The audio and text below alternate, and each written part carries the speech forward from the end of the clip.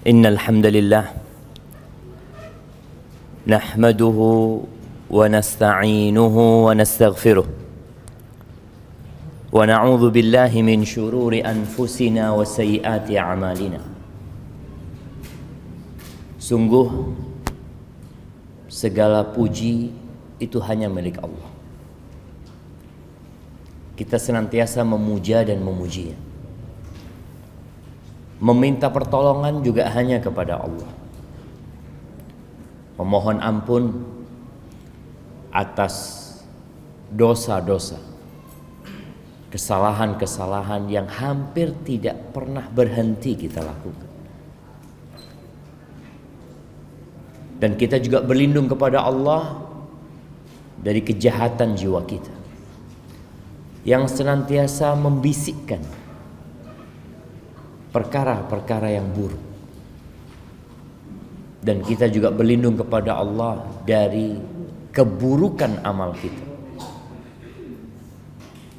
Jadi kemarin hari Rebu itu dikenal dengan Rebu apa? Rebu Wekasan. Diyakini bahwa Rebu itu tempat turunnya bala. Sebenarnya yang menyebabkan bala turun itu adalah dosa. Jadi kita berlindung kepada Allah dari kejahatan jiwa kita dan keburukan amal kita. Berkaitan dengan Rebu Wekasan, Rasulullah SAW mengatakan la safar. Enggak ada keyakinan sial dengan bulan Safar itu enggak benar. Semua bulan adalah bulan kebaikan. Hanya saja sebagian bulan itu lebih baik dari bulan yang lainnya. Man yahdillah fala mudhillalah. Barang siapa yang diberi petunjuk oleh Allah, maka tiada satu pun yang dapat menyesatkan. Kita ini perlu bersyukur sama Allah bisa hadir di masjid ini. Berapa banyak saudara-saudara kita yang sudah kita ajak, yang sudah kita seru, kita dakwain, kita doakan, tapi sampai hari ini dia belum dapat melangkahkan kakinya ke rumah Allah Azza wa Jalla. Semoga Allah memberikan hidayah kepada mereka. Wa may yudlil fala hadiyalah, dan sebaliknya siapa yang disesatkan maka tiada satu pun yang dapat berbagi petunjuk dengan dia.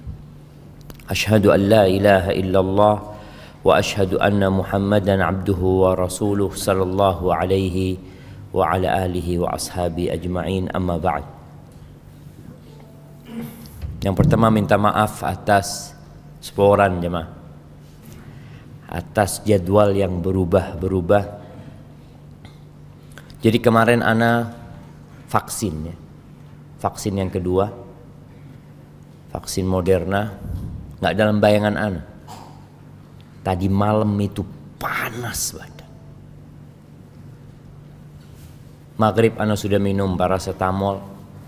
Jam 12:30 malam itu bangun, nggak bisa tidur udah. Badan itu ngeronyo ya. Allahu Akbar. Ana kasih satu lagi subuh agak enakan.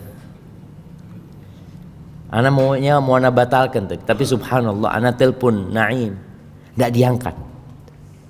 Coba diangkat tadi ambus tak ada tenggap patokan gitu nah.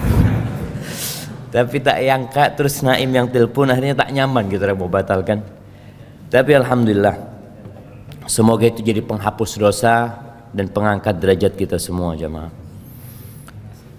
Ahibati fillah, kita mau bicara tentang rezeki yang menjadi, kalau minum pakai tangan yang bagus. Nah, rezeki ini menjadi kegalauan buat banyak manusia. Ya, kita semua bekerja dalam rangka mencukupi biaya hidup.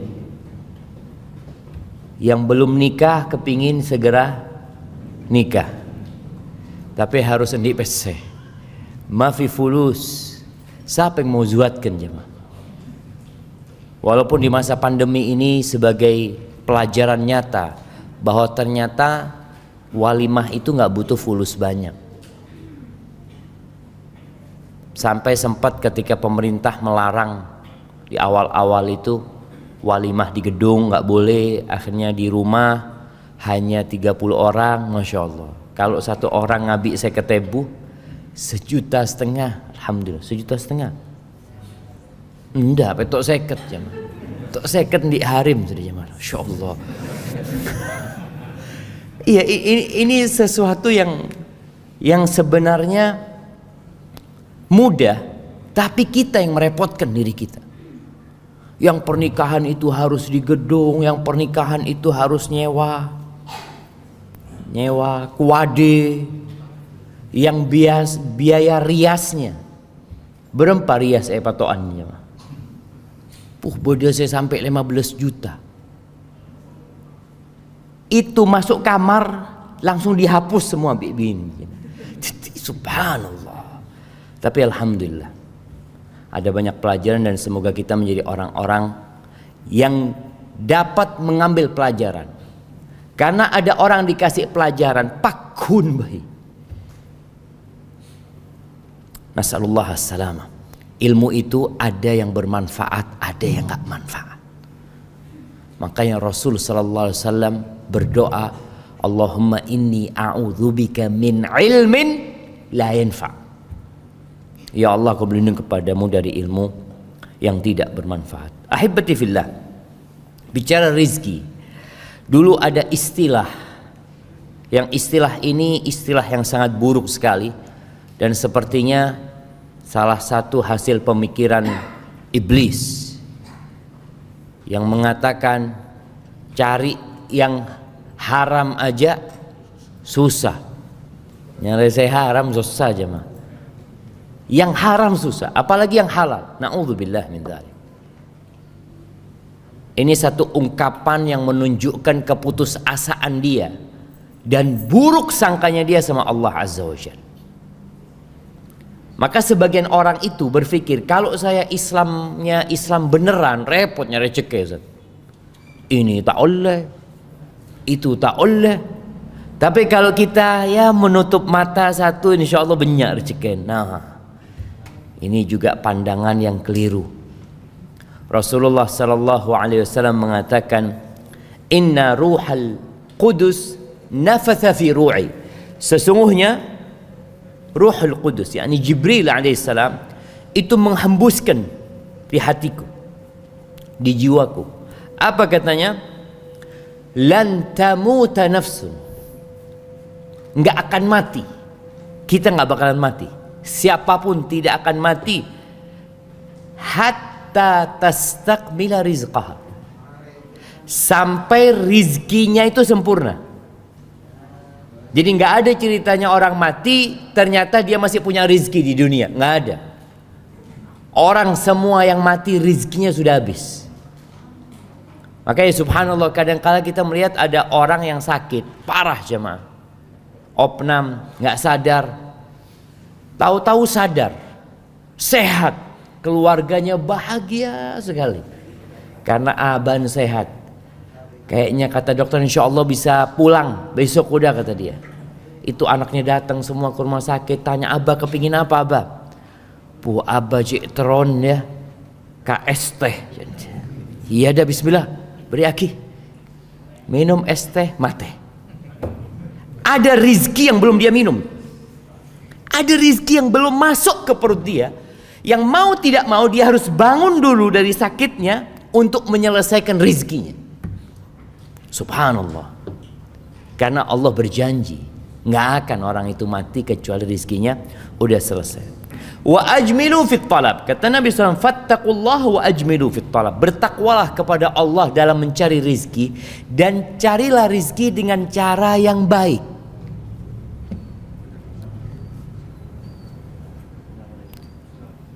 Ya perlu belajar berarti kita. Kalau bicara cari rezeki dengan cara yang baik, beremajaran Ustaz.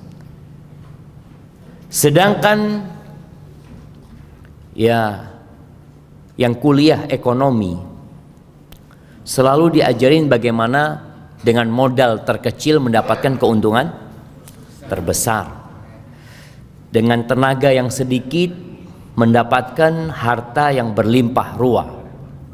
Kadangkala lupa dengan halal haram. Maka Nabi SAW mengatakan wa ajmilu fit talab wa la yahmilannakum istibta'u ar-rizq. Ada penyakit istibta'. Istibta' ini mak tak kisogi saya, mak Roma sampai sekarang tak teti. Jadi merasa ada yang lambat gitu rezekinya. Sohibnya sudah sukses, sohibnya berhasil, mak saya enggak gitu loh. Perasaan ini kadangkala menyebabkan orang itu ala an tatlubuhu fi ghairi ta'atillah. Akhirnya orang ini salah jalan. Gara-gara penyakit itu dia melakukan riba. Ini karena istibta' tadi, merasa lambat gitu loh. Ustaz, montak ngakui riba tak bisa di Roma Ustaz. Itu ada dalam bayangan orang. Tak bisa Ustaz. Tak kira saya di sepeda motor montak riba. Oh, berarti orang-orang kapi riba itu. Pada kapi saya Ustaz. Jadi kadang-kala sebagian orang itu berpikir seperti itu. Maka kata Nabi SAW, jangan sampai kena penyakit itu. Akhirnya kita salah jalan lagi. Fama indallah la yu'khad illa bi ta'atihi. Yang di sisi Allah itu tidak dapat diraih kecuali dengan ketaatan kepadanya. Jadi ahibbati fillah, bicara ekonomi, bicara rizki, kita tahu bahwasanya saya beri rezeki ini siapa? Allah Azza wa Jal. Bukan tempat kerja kita. Dan pandemi ini juga membuktikan berapa juta orang yang di PHK. Ternyata audit ya mah. Kalau pikiran kita PHK mati langsung, tandi rezeki. Enggak. Yang ngasih rezeki bukan tempat dia kerja, bukan perusahaan itu. Innallaha huwar razzaq dzul quwwatil matin. Allah pemberi rezeki. Dialah yang maha kuat dan maha perkasa. Wa fis samaa'i rizqukum wa ma tu'adun. Di mana rezeki kita? Di atas sana jemaah. Dan apa yang dijanjikan kepada kalian? Ahibati fillah, kita tidak hidup sendirian di muka bumi ini. Enggak. Ada banyak semut yang hidup bersama kita. Siapa saya beri rezeki jemaah? Kabilis itu jemaah. Mak ben laku saya acolon entah ke mana janin. Pada rezeki itu. Kita lihat burung yang berterbangan. Tiap hari kita lihat.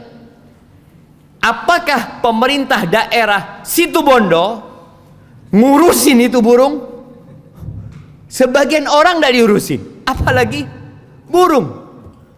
Ya, coba cukok saya beda tasik. Siapa saya beri ngakan?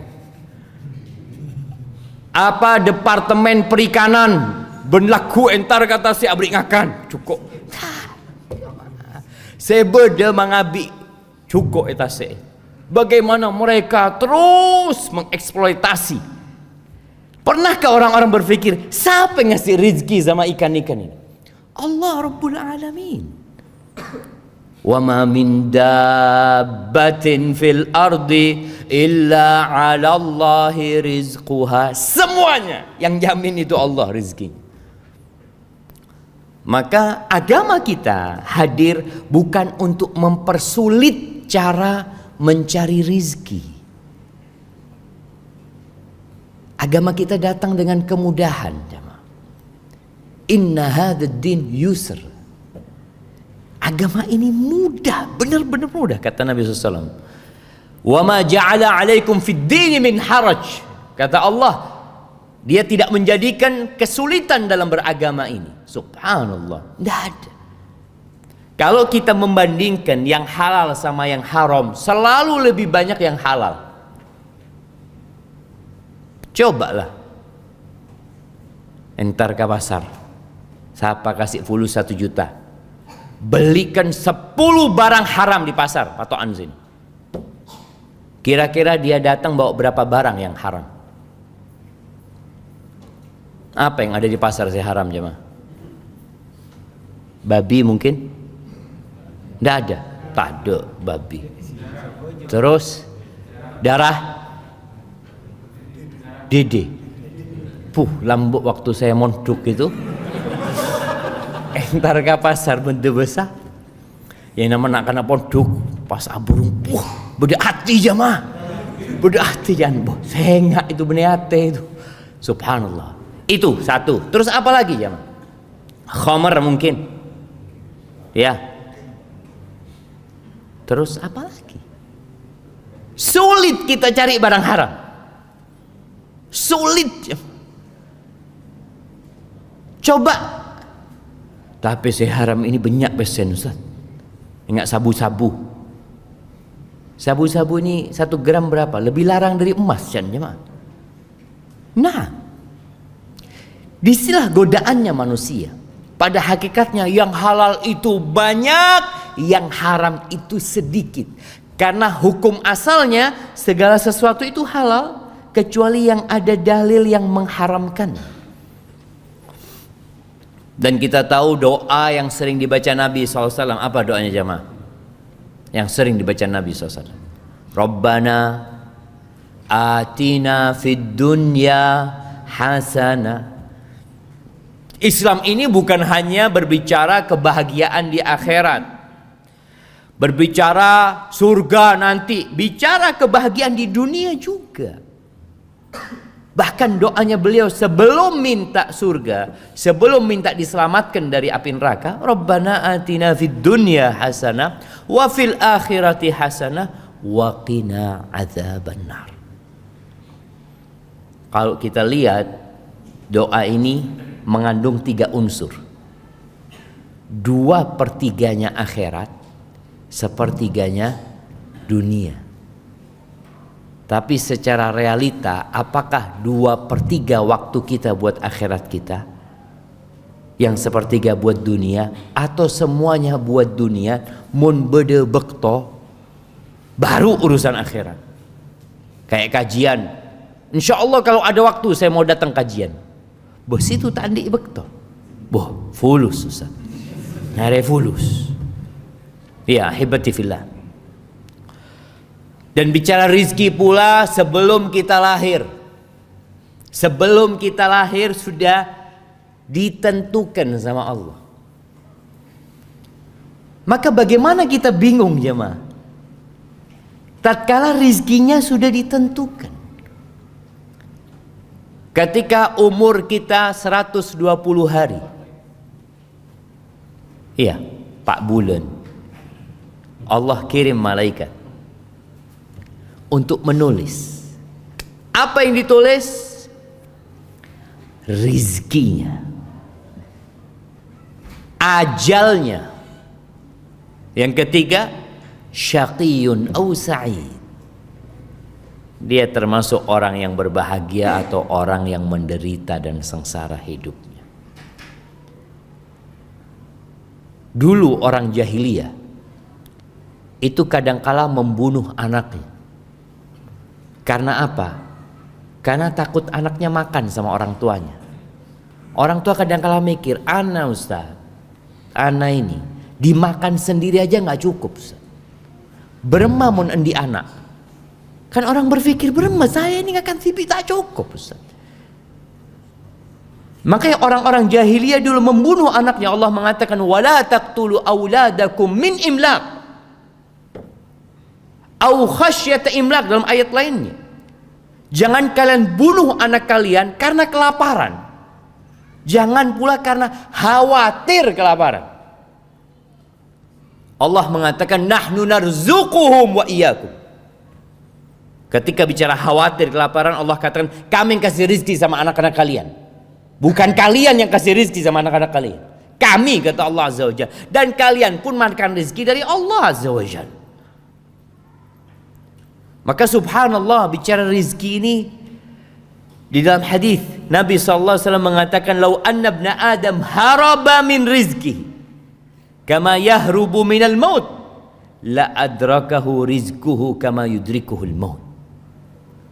Andai kata manusia ini lari dari rizkinya seperti larinya dia dari kematian, kita akan takut bi mati. Kalau ada orang yang lari dari rizkinya sebagaimana lari dari kematian, maka rizkinya akan mendapati dia sebagaimana kematian akan mendapati dia. Subhanallah, orang Islam itu seharusnya hidupnya tenang. Bicara bagaimana cara mencari rizki. Bismillah. Jemaah, ada sebuah kitab kecil ya, karya Syekh Dr. Fadl Ilahi Zahir dengan judul Mafatihur Rizqi fi Dhaw'il Kitab was Sunnah, tentang kunci-kunci rizki dalam bimbingan Al-Quran dan Sunnah. Kebanyakan kita berpikiran rizki itu karena kita bekerja. Mon ta'alako ta'oleh. Rizki itu ada dua. Rizki yang mencari kita dan rizki yang kita cari. Rizki yang mencari kita contohnya apa? Beda saya telepon. Kak Abbas, Masya Allah. Bas, saya transfer 50 juta. Hadiah, Masya Allah. Kan tak esare itu jemaah. Hadiah itu ada yang nyari hadiah jemaah. Tahu-tahu kita di rumah ada yang naruh roti. Assalamualaikum. Subhanallah jemaah. Anak kalau ingat ini ya, kemarin hari apa? Ada yang ketuk rumah jam 2 siang. Anak capek, nggak bisa bangun. Aduh, nggak tahulah siapalah. Subhanallah, pas mau sholat asar ada roti digantung di pintu. Nggak ada yang ngambil jam. Arti kalau rizki kita akan sampai. Jadi ada rizki yang mencari kita. Engak warisan. Dicari apa mencari warisan jemaah? Mak tak temate abah ini ya. Ada ceretan. Bicara tahu-tahu anaknya mati duluan sebelum bapaknya. Banyak kayak gitu kita lihat. Yang dia berharap pembagian rezeki tapi ternyata dia mati duluan. Jadi ada rezeki yang memang kita nggak bisa mencarinya. Dicari sama rezeki itu. Ada rezeki yang diusahakan. Tapi ada beberapa cara mencari rezeki selain usaha. Usaha kita diperintahkan nama Allah Azza wa Jalla. Allah mengatakan huwallazi ja'ala lakumul arda dhalulan famshu fi manakibiha wa kulu min rizqi. Kita diperintahkan untuk berjalan di muka bumi ini, keluar dari rumah, alako, kerja apa aja. Kita diperintahkan sama Allah. Bahkan selesai salat Jumat, apa kata Allah Jalla Jalaluhu? Fa idza qudiyatis shalah fantashiru fil ard wabtaghu min fadlillah wadhkurullaha katsiran la'allakum tuflihun. Kalau selesai Jumatan ngapain? Tetap duduk di masjid, awirid sampai lakuna? Enggak, kata Allah. Silahkan kalian keluar dari masjid. Silahkan. Nganu apa? Wabtaghu min fadli, mencari karunia Allah. Tadi ada rezeki yang harus diusahakan. Alako orang itu. Wadhkurullaha katsiran. Tapi jangan lupa, kalian harus sering ingat sama Allah. Memperbanyak zikrullah agar kalian beruntung. Baik. Di sini disebutkan ada 10 kunci rizki. Atau ana tambahkan 11. Yang pertama, istighfar dan tobat. Yang kedua, bertakwa kepada Allah. Yang ketiga, bertawakal kepada Allah. Yang keempat, konsentrasi ibadah, fokus ibadah buat Allah. Yang kelima, berangkat haji dan umrah. terus berangkat haji dan umrah. Kemudian yang keenam, silaturahim. Yang ketujuh, berinfak, bersedekah. Yang kedelapan, berinfak atau membiayai para penuntut ilmu, membiayai, memberikan beasiswa kepada para penuntut ilmu agama. Yang kesembilan, berbuat baik kepada orang lain, khususnya orang-orang yang lemah. Yang kesepuluh, beliau menyebutkan hijrah di jalan Allah Jalla Jalaluh. Dan yang ke-11, berdoa, memohon kepada Allah Azza wa Jalla. Baik, entah apakah kita bisa membahas semuanya, kita lihat waktunya. Yang pertama, kalau bicara istighfar dan bertobat, apa artinya istighfar? Memohon ampun, bertobat kepada Allah. Kalau istighfar itu astagfirullah, astagfirullah, astagfirullah. Bertobat itu ada syaratnya. Apa syaratnya tobat? Bukan sekedar ucapan, tapi harus ada penyesalan atas dosa yang dilakukan. Setelah menyesali perbuatan dosa itu, syarat yang kedua, meninggalkan perbuatan dosa itu. Karena ada orang meninggalkan perbuatan dosa bukan karena menyesal, tapi karena pandemi, karena takut bi corona. Iya, na'udzubillah. Seperti pelacur-pelacur itu di masa pandemi ambu jemaah. Apakah karena bertobat? Bukan, karena takut bi corona. Iya, sebagian orang seperti itu. Maka kita perlu fahami, orang yang meninggalkan dosa belum tentu bertobat, belum tentu. Boleh jadi dia meninggalkan dosa itu ya karena ada sebab lainnya. Kalau bicara tobat, dia menyesali, kemudian meninggalkan perbuatan itu. Yang ketiga, bertekad untuk tidak mengulangi. Bertekad untuk tidak mengulangi, bukan tidak mengulangi. Karena ada orang berbuat dosa, ana sudah tobat Ustaz, tapi nanti berapa waktu boleh Ustaz, ana tobat lagi. Kalau tobat yang pertama benar, syarat dan ketentuannya terpenuhi, insya Allah diterima tobatnya sama Allah Azza wa Jalla, walaupun dia nanti ngulangin lagi. Ada satu syarat tambahan. Kalau yang kita lakukan adalah sebuah kezaliman, dosanya itu kezaliman kepada orang lain, maka kita perlu minta maaf sama orang itu, minta dihalalkan. Lambuk saya akan kuringan tak majer pas SMA, kan beda nak kanak, karena merasa undak dua lambuk Ustaz, itu jahiliyah Ustaz. Bah iya, bertobat itu harus, kalau kita mengambil hak orang lain, maka kita perlu kembalikan hak orang lain itu. Atau kita minta maaf, dihalalkan. Jangan pernah berpikir, sudah, anak kan sudah tobat. Syarat tobatnya ada tambahannya. Engkau perlu minta maaf sama orang itu. Dulu anak waktu SMA itu jagoan Ustaz. Ada yang biasanya malakin sohibnya, mari, lulus. Terus dia bertobat. Berarti dia punya kesalahan kepada orang-orang yang dia zalimi. Syaratnya dia perlu minta maaf sama orang itu. Ahibati fillah, secara umum sebenarnya istighfar itu mengandung keinginan bertobat kepada Allah Azza wa Jalla. Rasulullah sallallahu alaihi wasallam dalam sehari, kita hari ini berapa kali istighfar? Hari ini coba hitung.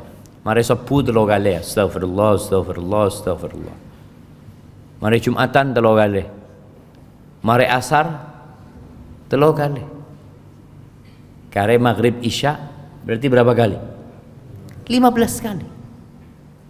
dan merasa alhamdulillah anak istighfar terus. Rasulullah sallallahu alaihi wasallam mengatakan, "Ayyuhan nas, tubu ila Allah wastaghfiruh, fa inni atubu ila Allah fil yawm akthar min 70 marrah." Wahai umat manusia, kalian bertobatlah, beristighfarlah, minta ampun sama Allah Azza wa Jal. Sesungguhnya aku dalam sehari istighfar dan tobatku itu lebih 70 kali. Itu Nabi kita Muhammad alaihi salatu wassalam. Sampai ceritanya Abdullah bin Abbas atau Abdullah bin Umar, dia mengatakan, "Inni la'uddu lin Nabi sallallahu alaihi wasallam fi majlisin wahid."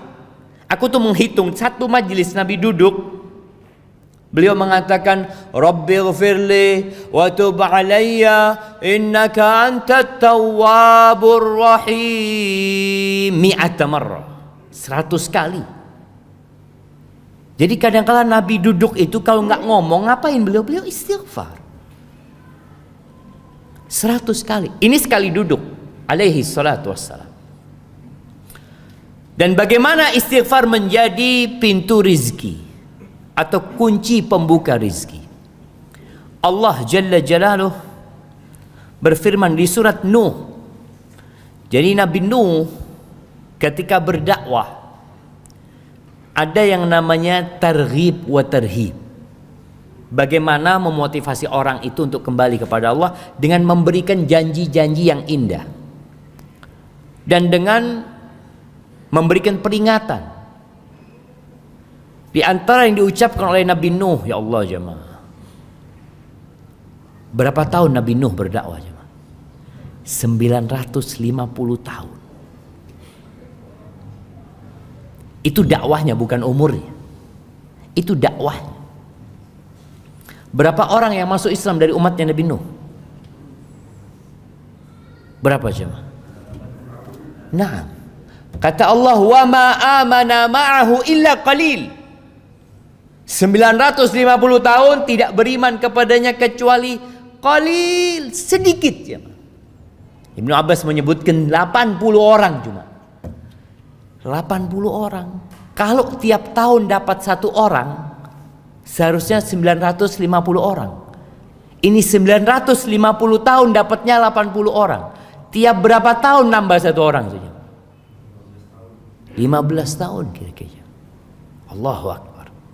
Di antara yang Nabi Nuh katakan kepada mereka di surat Nuh ayat 10 sampai 12, "Faqultu astaghfiru rabbakum innahu kana ghaffara."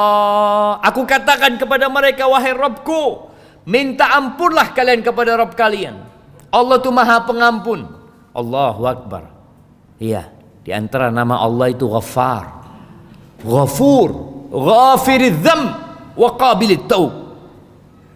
Wallahi kalau kita datang menjumpai Allah dengan sepenuh bumi ini dosa, lalu kita minta ampun, diampuni enggak sama Allah Azza wa Jalla? Diampuni. Maka Nabi Nuh berusaha untuk menyentuh hati orang-orang yang sudah ratusan tahun menolak dakwah. Kalian minta ampun, Allah ampuni dosa kalian. Bagaimana Amr bin As ketika dia masuk Islam? Amr bin As ini termasuk tokoh yang menghambat jalannya dakwah sebelum dia masuk Islam. Sampai ketika sahabat Nabi hijrah ke Habasyah, Amr bin As datang ke Najasyi. Dia meminta kepada Raja Najasyi untuk mengembalikan orang-orang muslimin ke Mekah. Itu Amr bin As. Sampai seperti itu jahat. Ketika dia masuk Islam, dia mengatakan kepada Rasul SAW, "Ya Rasulullah, aku mau masuk Islam tapi punya syarat." Apa syaratmu? Syaratku Allah ampuni yang telah berlalu. Subhanallah.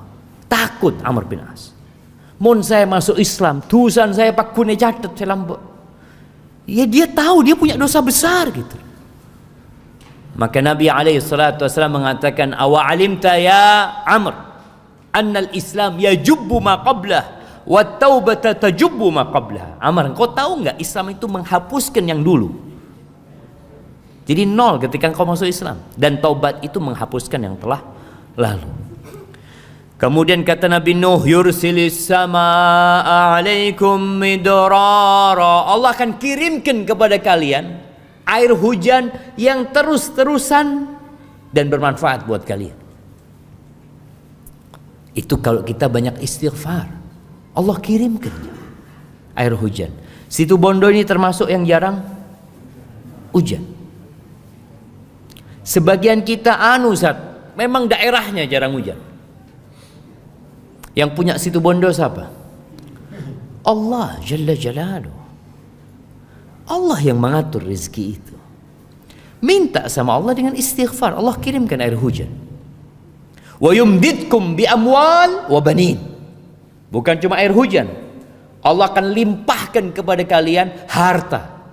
Dengan istighfar, Allah akan tambahin harta kalian dan anak-anak kalian. Wa yaj'al lakum jannatin wa yaj'al lakum anhar. Allah akan buatkan buat kalian taman-taman, kebun-kebun, sungai-sungai. Itu janji Allah Azza wa Jal. Wallah la yukhliful mi'ad. Dan Allah tidak pernah ingkar janji. Ahibati fillah, disebutkan bahwa Umar bin Khattab, ana izin minum dulu jemaah. Bismillah.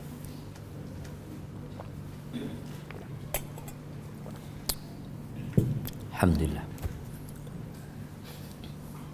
Umar bin Khattab radhiyallahu taala anhu, sebagaimana diriwayatkan oleh Asy-Sya'bi, Umar ini minta hujan. Falam yazid 'alal istighfar hatta raja. Apa yang dilakukan Umar? Dari mulai keluar rumahnya sampai dia ke tempat sholat istisqa, yang dilakukan Umar cuma istighfar. Astaghfirullah, astaghfirullah, astaghfirullah, terus. Faqila lahu ma sami'nak istaqait. Kok kami tidak mendengar engkau minta hujan? Kami enggak mendengar engkau minta hujan. Minta apa Umar? Minta ampun, bukan minta hujan. Faqala talabtul ghaith bimajadihi sama allati yustanzal bihi al-qatar. Aku meminta hujan dengan bintang-bintang langit atau pembuka-pembuka pintu langit yang dengannya diturunkan hujan.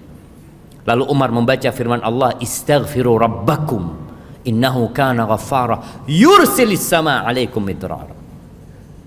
Allah akan kirimkan hujan yang berlimpah buat kalian. Ketika terjadi kebakaran hutan, banyak manusia berpikir bagaimana mematikan api tersebut dengan cara, Masya Allah, anak ingat di Riau itu pemerintah itu bikin parit jemaah. Jadi supaya apinya ini tidak nyambung gitu loh jemaah, tidak membakar hutannya. Akhirnya dibikin parit. Kalau ada air kan tidak bisa api itu. Allah kirimkan angin, apinya dibawa angin. Entara kemana? Ada yang bikin hujan buatan. Pakai apa? Pakai pesawat, pakai helikopter ya, atau garam atau apa kata mereka yang di awan itu. Masya Allah, dente beda angin. Awannya pergi ke tempat lain, hujannya bukan di situ, tempat lain. Kita harus sadar, Allah huwar razzaq. Allah yang ngasih rezeki, Allah yang menurunkan hujan. Nah, itu Umar bin Khattab. Bagaimana dia beristighfar ketika dia minta hujan. Al-Imam Al-Qurtubi menyebutkan cerita dari Ibn Sabih bahwa ada seorang yang mengeluh kepada Hasan Al-Basri, seorang tabi'in. Dia mengeluh kemarau panjang. Faqala lahu istaghfirillah, kau minta ampun sama Allah. Mengeluh kenapa? Kemarau, disuruh minta ampun. Wa syaka akhar ilaihil faqr, satu lagi ngomong, aku nih miskin, sulit hidupku. ekonominya benar-benar berat. Apa kata Hasan Basri? Istaghfirillah. Datang lagi satu orang mengatakan kepada Hasan Basri, Ud'ullah ayyarzuqani waladan. Doakan, mohonkan sama Allah agar Allah memberikan anak kepada aku.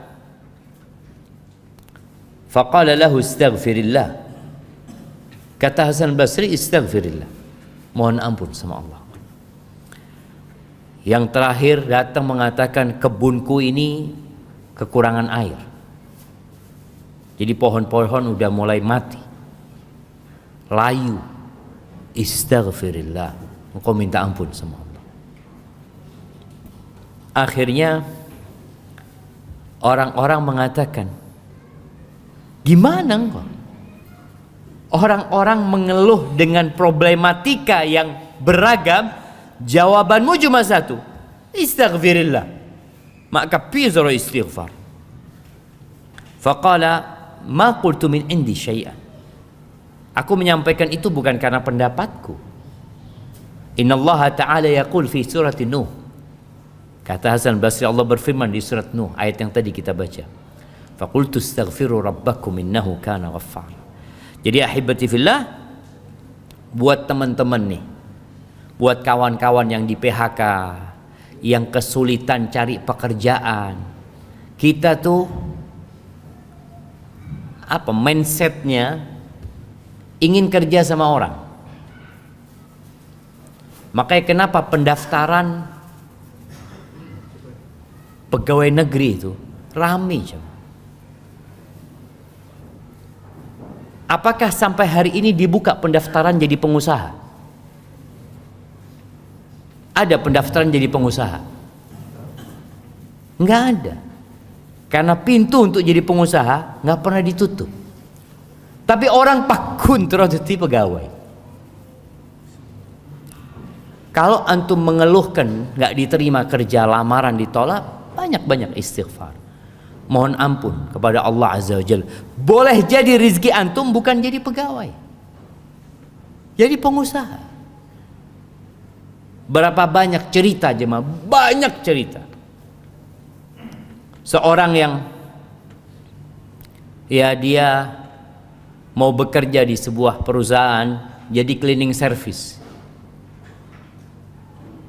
Setelah interview ditanya emailnya mana, tak di email kan dia. Wah, tak di email, tak bisa saya terima. Akhirnya tidak diterima dia. Karena tidak diterima, dia akhirnya jualan tomat. Cerita ini banyak cerita sebenarnya. Jadi di antara ini orang jualan tomat, aleng-leng ke perumahan, sampai dia bisa punya gerobak, sampai dia punya mobil, sampai sukses dia jualan tomat. Karena sudah besar usahanya, dia ya harus urusan sama bank ini itu, taruh fulus apa macam-macam, sudah asuransi. Ketika dia lagi urusan administrasi itu, ditanya lagi, Bapak emailnya mana?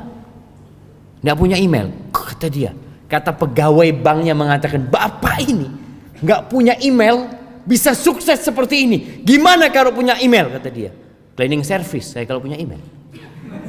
Lambat itu cleaning service. Gara-gara tak di email, usaha. Kalau punya email jadi cleaning service sudah. Makanya kita kadang-kala jangan jangan terpaku di satu titik. Anda harus terima di sini gitu. Loh, Anda mungkin rezekimu bukan di sana, jamaah. Allah subhanallah, betapa banyak Allah berbagi rezeki dengan cara yang macam-macam. Makanya kalau di Indonesia ada orang mati kelaparan, bingung gitu nih. Lautan begitu luasnya. Orang tinggal ke laut mancing oleh cukup. Cuma orang kan males, nggak mau capek. Maunya yang duduk pagi hari, pakai baju rapi, berangkat, dilihat sama tetangga-tetangganya, entera kemana? Alakoh saya. Dia bangga dengan hal itu. Maka apapun usaha yang kau lakukan, ketika mendapati kesulitan, perbanyak istighfar. Bukan hanya suaminya yang istighfar, sampaikan kepada istrinya, pabennya istighfar. Sampaikan kepada anak-anaknya, pabennya istighfar. Abah ini cuma alako. Apa lakon aja ke toko. Wallahi nama orang jaga toko jemaah. Kadang kala ada yang datang, ada yang nggak datang. Ada cerita kawan, masya Allah, dari pagi dia itu jemaah buka tokonya. Dia punya usaha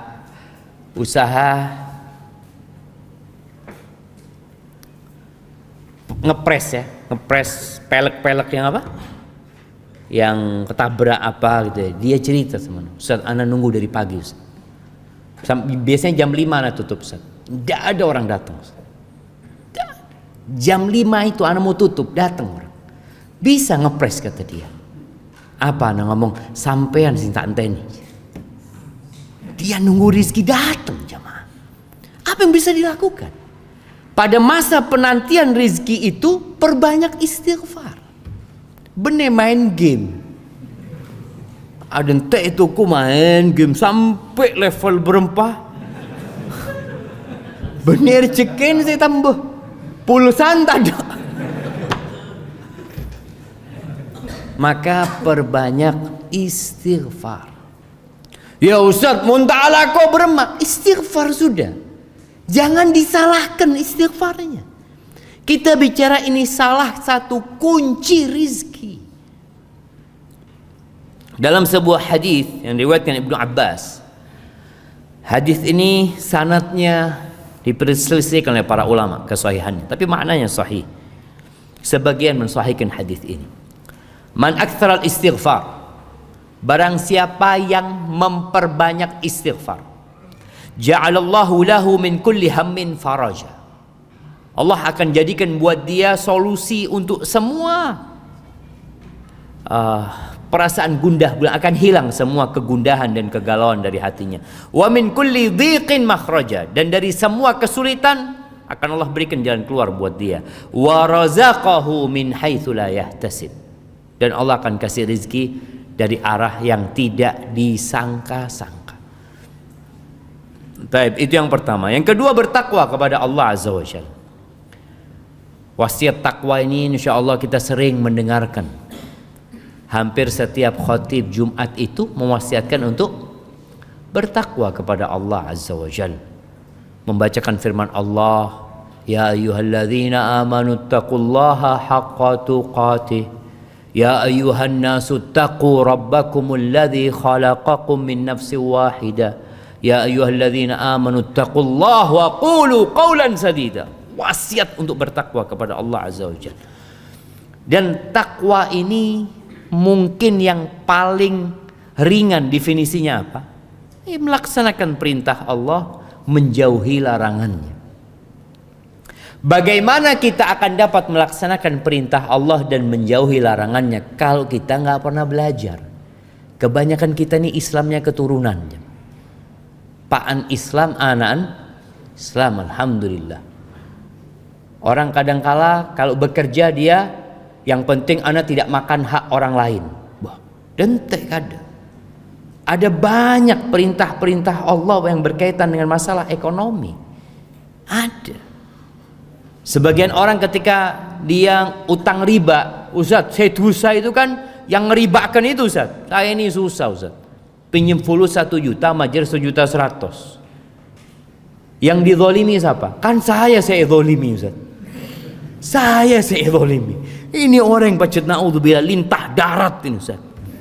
Yang dilaknat itu bukan cuma dia, engkau pun dilaknat gitu. Orang kalau belajar akan tahu. Bagaimana kata Nabi SAW, la'anallahu akila riba wa mukilahu wa katibahu wa syahidai. Allah melaknat orang yang makan riba dan yang memberi makan riba.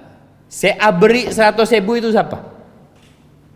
Yang dari 1 juta tadi ngasih 1.100.000, yang ngasih 100.000 siapa? Antum kan? Ya terpaksa gitu orang Ustaz. Maka tadi bicara takwa, kita perlu belajar. Karena orang-orang musyrikin ketika Allah mengharamkan riba, apa kata orang-orang musyrikin? Innamal bai'u mithlur riba. Kenapa mata oleh?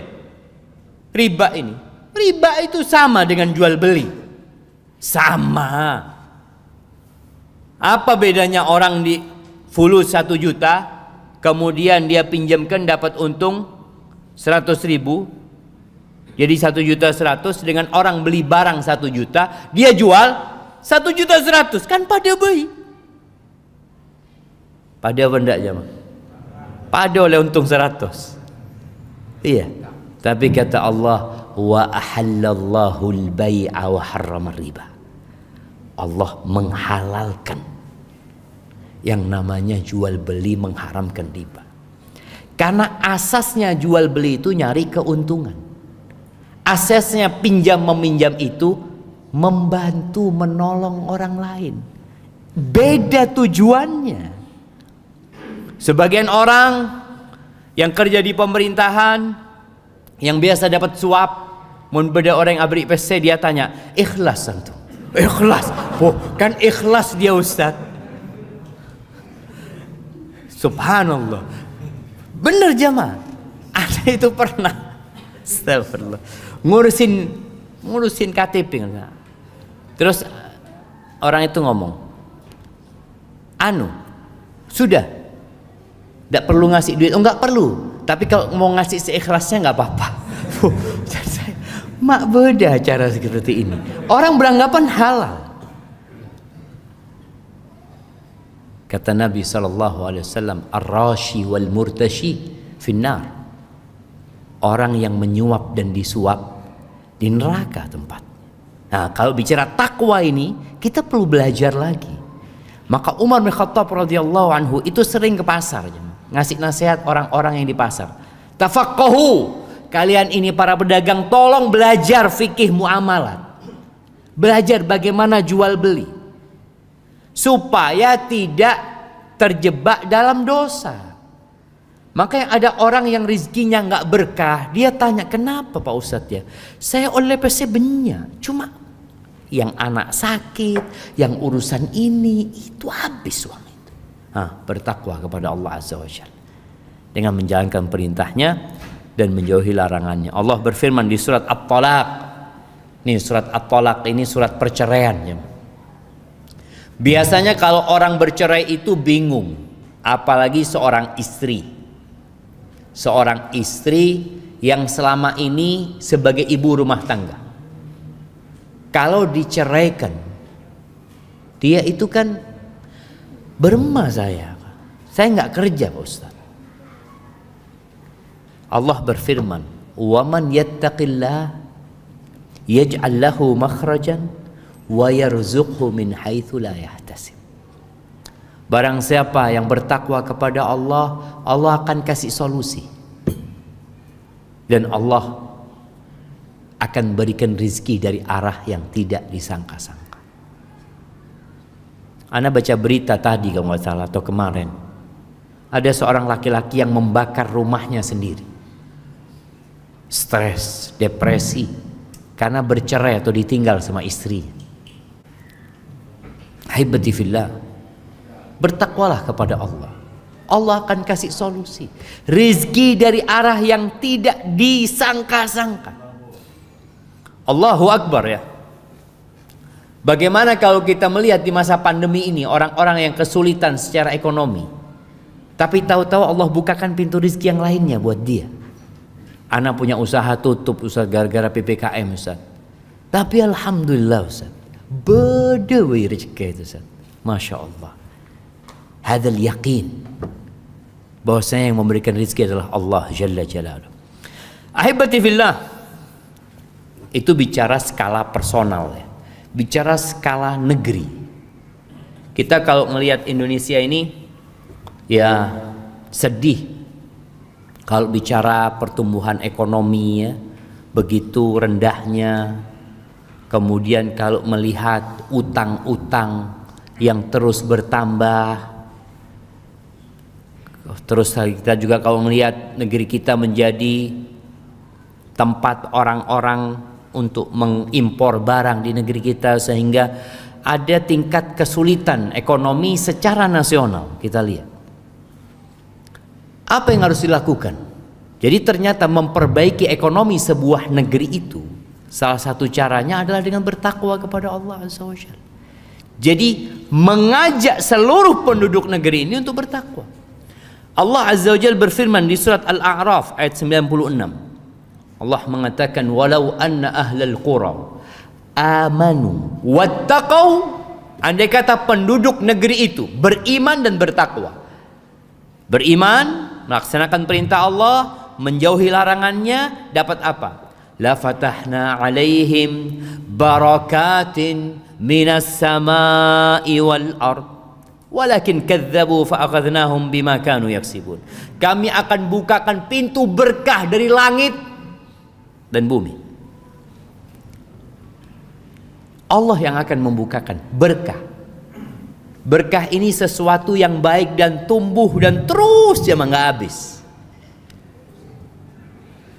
Kalau kita melihat bumi Indonesia subur,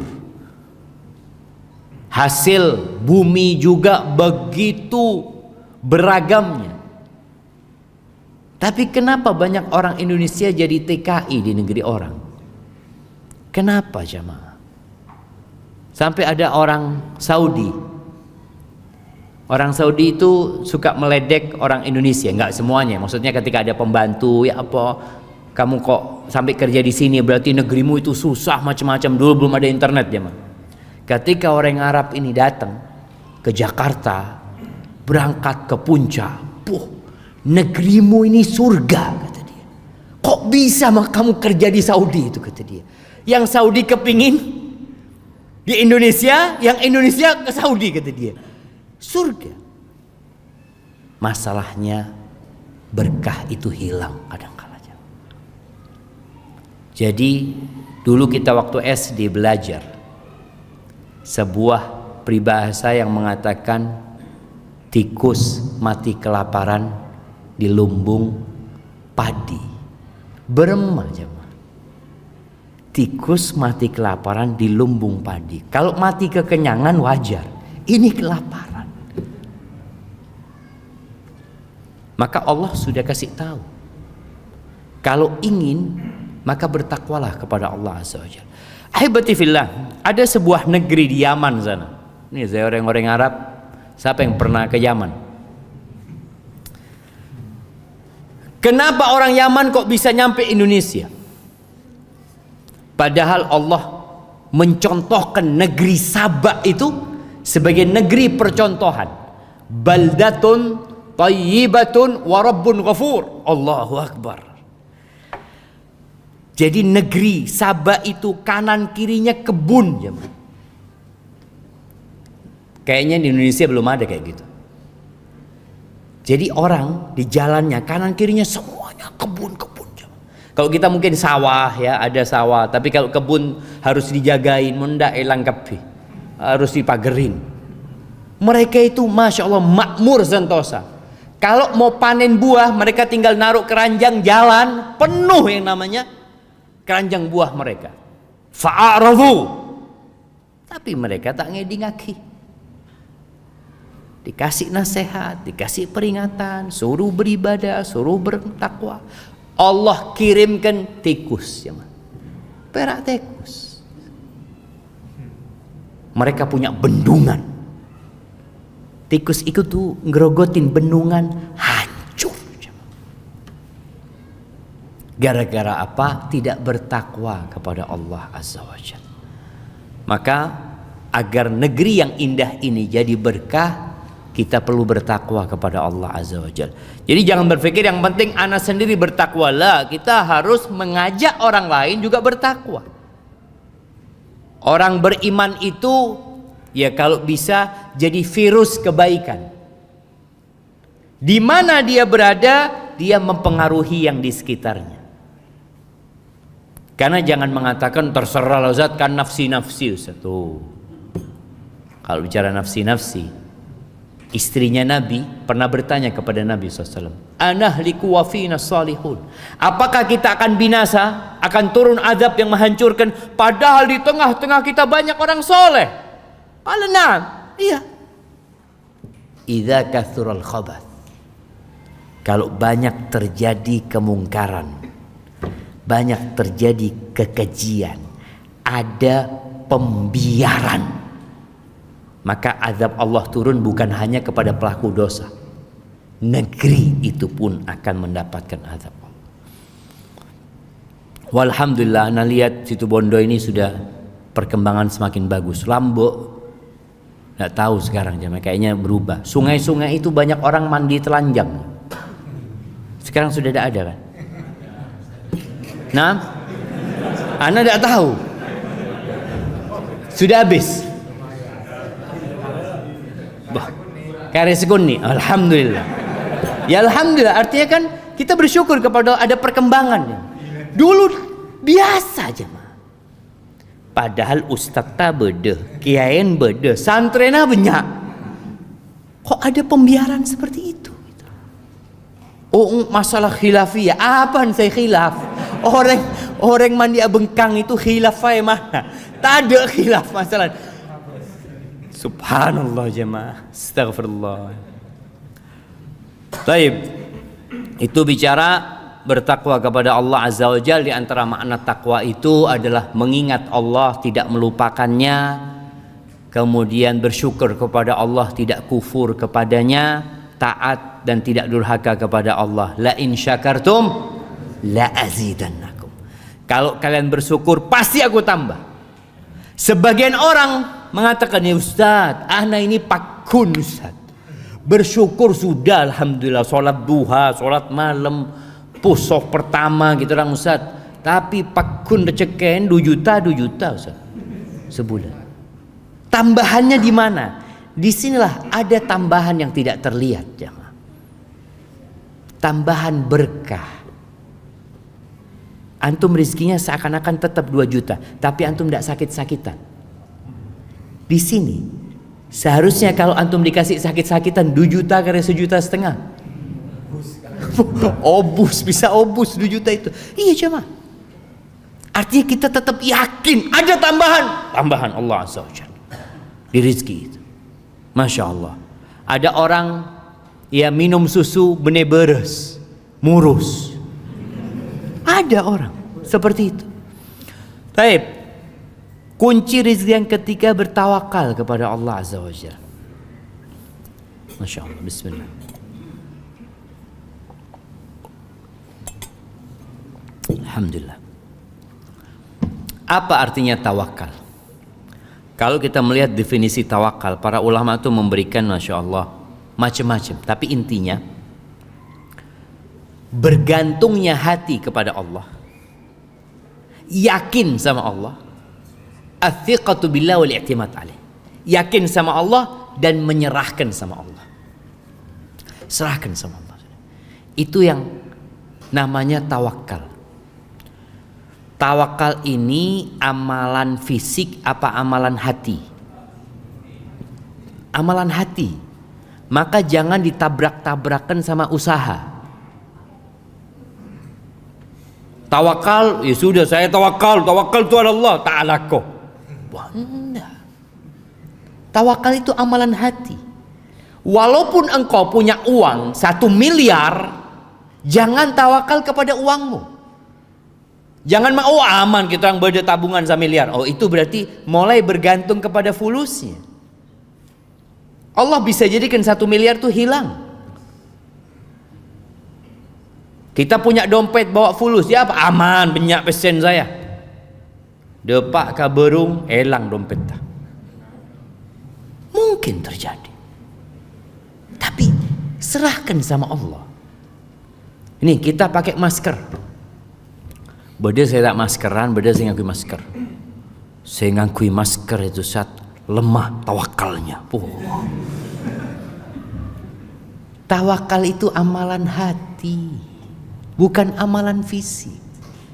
Fisik tetap kita prokes ya, kita berusaha untuk jaga jarak. Tapi kita lihat ya, Nabi SAW pernah mengatakan la adwa.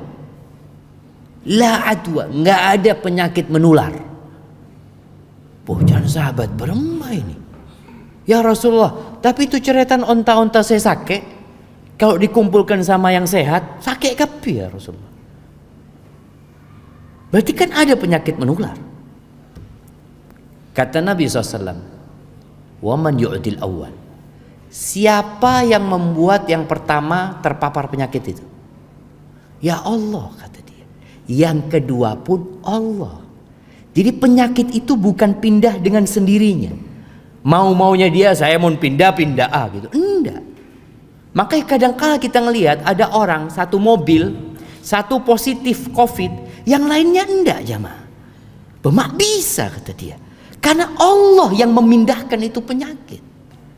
Disinilah bicara masker itu usaha kita, tapi hati kita tetap bergantung sama Allah Azza wa Jalla. Ada orang yang terlalu bergantung sama prokes. Ini cerita sohib di Jakarta. Ingat awal-awal COVID itu orang mau belanja ya, seram apa? Disinfektan ya, ini itu tak keluar rumah ya, betul. Ini orang masya Allah nggak pernah keluar rumah. Kalau belanja online, dikirim ke rumahnya, suruh pergi, setelah itu disemprot jamaah. Semprot, sudah baru mereka makan. Satu keluarga positif COVID jamaah. Mereka sampai bingung, beremah ceritanya. Dari mana COVID ini? Kadangkala kita terlalu percaya dengan prokes. Hatinya diprokes. Seharusnya tubuh kita diprokes, hati kita sama Allah Azza wa Jalla. Masya Allah. Anak kemarin sempat usaha bawang, nanam bawang ya. Ada satu sahib, Ustaz, bagus nih Ustaz, prospeknya dia. Mari bismillah jangan saya. Akhirnya taruh fulus, dia cerita kayak gini Ustaz. Zen anak ngomong bismillah. Pas panen jamaah, datang Ustaz. Tidak seperti bayangan ternyata. Ya sudah beremah. Itulah jamaah, kita itu jangan terlalu yakin sama usaha kita. Kalau hitung-hitungan kan, hitung-hitungan insya Allah ini, masya Allah. Ada satu sahib lagi, dia habis modal 10 juta, untung 48 juta jamaah. Tanam bawang, masya Allah jamaah. Akhirnya dia nyewa lahan lebih besar lagi, ada besen tapi. Karena dia terlalu yakin sama usahanya, lupa sama Allah Azza wa Jalla. Tawakal. Maka Allah Azza wa Jalla mengatakan, "Wa man yatawakkal 'ala Allah fa huwa hasbuh." Barang siapa yang bertawakal kepada Allah, maka Allah yang akan mencukupinya. Bagaimana Nabi alaihi salatu wasallam bersabda dalam hadis yang diriwayatkan oleh Imam Ahmad, "Lau annakum tawakkaluna 'ala Allah haqqa tawakkulihi la razaqakum kama yarzuqut tayr taghdu khimasan wa taruhu bitana." Kalau kalian bertawakal kepada Allah dengan sebenar-benarnya tawakal, bukan ngomong di lisan. Orang kan bisa ngomong bismillah tawakkaltu 'ala Allah, lisannya ngomong, tapi hatinya wallahu a'lam. Kalau kalian bertawakal kepada Allah dengan sebenar-benarnya tawakal, pasti Allah akan kasih rizki kepada kalian seperti Allah ngasih rizki kepada burung. Bukan burung yang dipelihara jemaah, burung Singapura itu. Taghdu, pagi keluar lapar burung itu jemaah, sore kenyang. Pernah nengku manuk ketik di kulkas jemaah. Di kulkas, di gudang beres tak ada. Nggak ada. Burung itu kulkas nggak punya, tabungan nggak punya. Aduh, mau tabungan Ustaz, jangan manuk. Kita ini wallahu a'lam lakun apa katanya besok. Tapi dia usaha. Pagi keluar. Apa ditanya burung itu? Kerjanya apa burung ini? Ngelamar kerja di mana? Ya enggak, pokoknya dia keluar nyari lako. Dan ternyata Allah kasih rizki. Apakah kita sudah tawakal seperti itu? Bukan berarti kita nggak boleh menabung, boleh menabung. Ingat, tolong digaris bawahi, tawakal ini amalan hati. Usaha menabung ya. Kemudian kita mungkin punya celengan masa depan. Nggak ada masalah, fadl. Rasulullah sallallahu alaihi wasallam itu ketika perang Uhud, beliau pakai baju besi 2. Ini ana contohkan kepada teman-teman yang bicara vaksin. Sebagian nggak mau vaksin, nggak apa-apa, nggak mau vaksin. Tapi vaksin ini seperti baju besi. Nabi SAW pakai baju besi. Apakah Nabi nggak tawakal? Tawakal beliau. Hatinya tawakal. Apakah kalau pakai baju besi nggak terluka? Nabi terluka SAW. Perang Uhud itu sampai patah gigi Nabi SAW. Sampai berdarah. Gelang-gelang baju besi itu masuk ke pipi Nabi alaihi salatu wassalam. Tapi itu sebagai bentuk perlindungan kita. Sisanya serahkan sama Allah azza wa jalla. Ketika Nabi hijrah, kenapa Nabi tidak hijrah langsung keluar dari Mekah di siang hari? Nabi sembunyi di Gua Thur 3 hari 3 malam. Apakah beliau nggak tawakal? Beliau tawakal. Tapi itu salah satu bentuk usaha. Allah ingin mengajarkan kepada umat manusia agar mereka terus berusaha. Allah boleh dan bisa memindah Nabi alaihi salatu wasallam dari Mekah ke Madinah naik buraq. Bisa. Tapi tidak. Ini untuk menunjukkan tetap kita usaha dan hati kita berserah diri kepada Allah Jalla Jalaluh. Baik, ahibati fillah. Kemudian yang keempat, tafarruq, fokus ibadah. Mengkosongkan diri untuk beribadah kepada Allah Azza wa Jalla. Apakah maksudnya kita toju masjid malolo? Menyendiri beribadah kepada Allah? Bukan. Ada sebuah hadis ya, yang Rasul sallallahu alaihi wasallam mengatakan, innallaha ta'ala yaqul, sesungguhnya Allah berfirman. Apa kata Allah? Ya ibna Adam, wahai anaknya Adam, tafarragh li ibadati, engkau fokus ibadah kepadaku.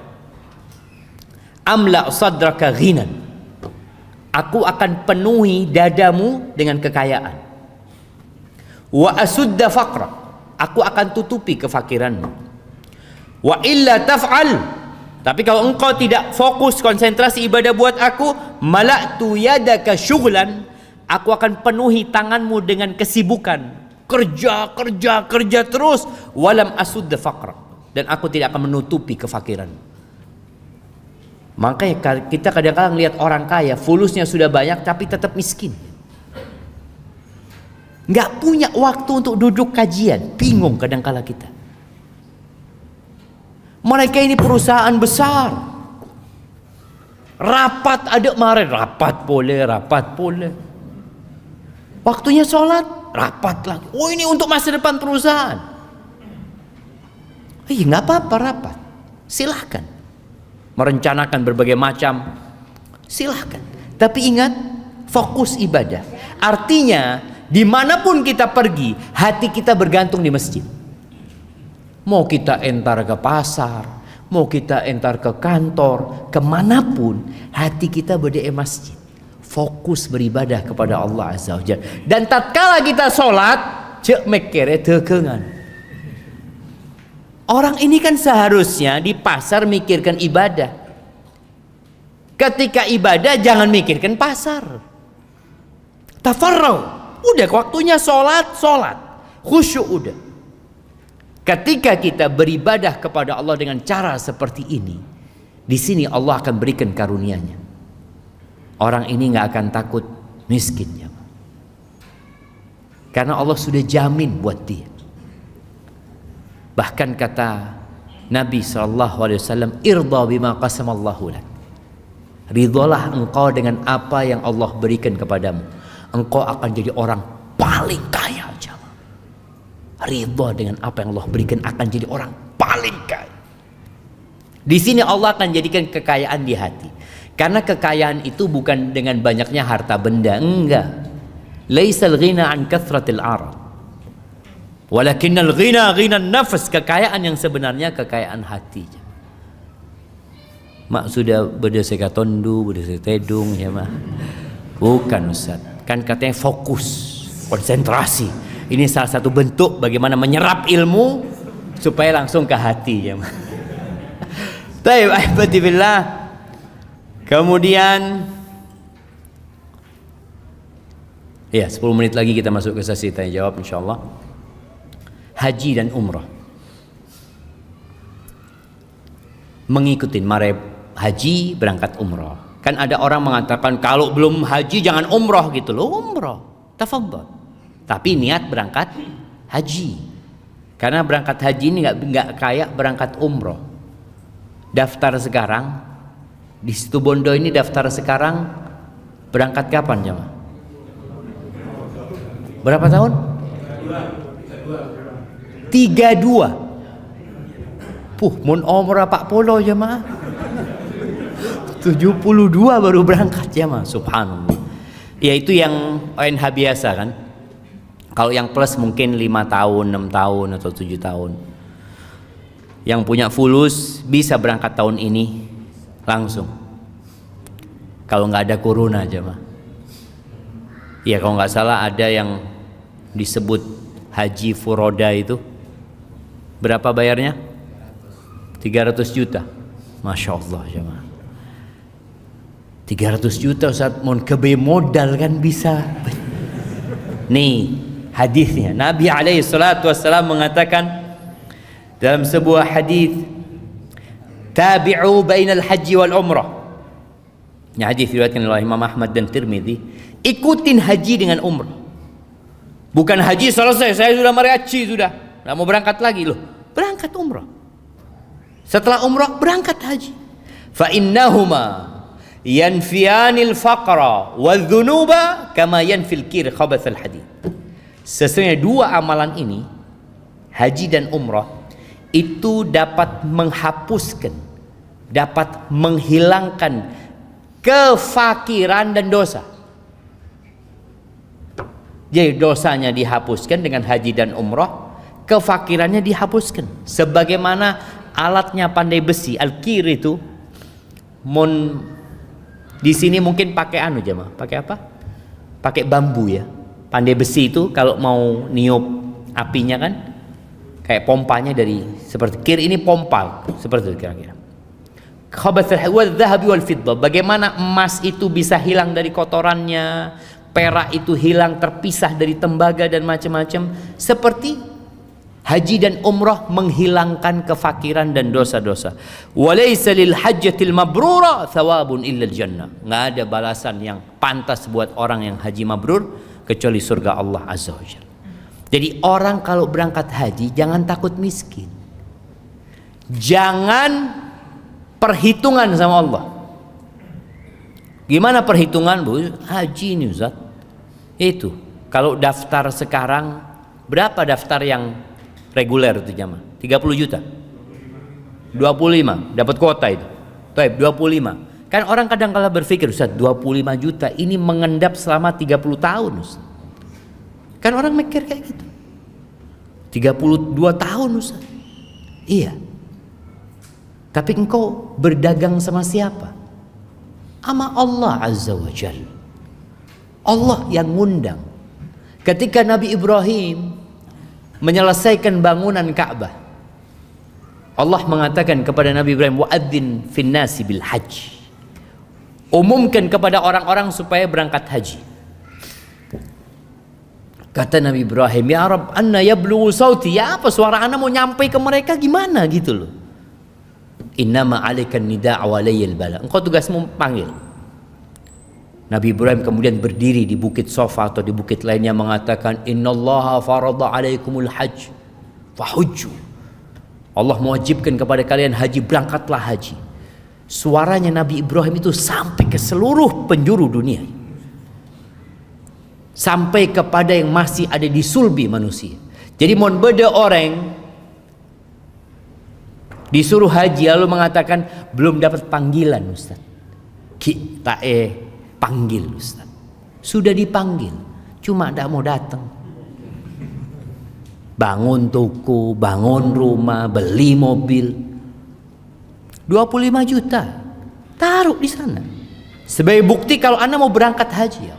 Nanti punya rezeki banyak, berangkat pakai ONH yang plus. Niatkan. Dan jangan takut berkurang fulusnya, jemaah. Subhanallah. Anda masih ingat dengan cerita tatkala jadi reporter di Saudi. Anda dulu sempat kerja jadi reporter, mewawancarai jemaah haji dan umrah. Salah satunya jemaah haji dari mana? Dari Kediri apa Madiun ya, Anda lupa ya. Anda ketemu sama orang tua. Tua. Kayaknya ya, orang-orang biasa, bukan orang kaya. Anda tanya, "Bapak udah berapa kali berangkat haji?" Kata dia 3 kali. Masya Allah. Semuanya plus. Iya, semuanya ONH plus. Loh, kok bisa, gimana ceritanya Bapak ini tertarik untuk berangkat lagi? Iya Pak Ustadz, waktu saya pertama kali berangkat haji, saya ngomong sama istri, nanti kita kalau punya rezeki gak usah haji lagi dah, kita bangun masjid aja, kata dia. Oh iya, kata istrinya, gak apa-apa. Akhirnya pulang dari haji itu Allah kasih rezeki sama kita, Ustaz. Akhirnya benar, Ana gak berangkat haji, Ana bangun masjid, selesai masjidnya Allah kasih rezeki lagi, Ustaz. Akhirnya Ana daftar haji lagi, Ustaz. Karena yang diniatkan sudah selesai. Haji, setelah haji yang kedua, Ana ngomong sama istri, nanti kalau kita pulang haji, udah gak usah daftar haji lagi. Kalau punya rezeki kita ngaspal jalan di kampung aja, biar orang-orang itu enak aja. Bismillah, kata dia. Pulang Ustaz, kita dapat rezeki, kita aspal jalan di kampung. Allah kasih rezeki lagi, kita berangkat yang ketiga. Kita ini berdagang sama Rabbul Alamin. Rabbul Alamin, pemilik langit dan bumi ini, jemaah. Ya hamba, innama amruhu idza arada syai'an an yaqula lahu kun fayakun. Baik, barakallahu fik, mungkin itu yang dapat Anda sampaikan. Kita masih sisa berapa, jemaah? Sisa 5 lagi. Insyaallah, mudah-mudahan kalau ada waktu Anda datang lagi ke Situbondo, kita masuk ke sesi tanya jawab. Anda persilahkan kepada moderator.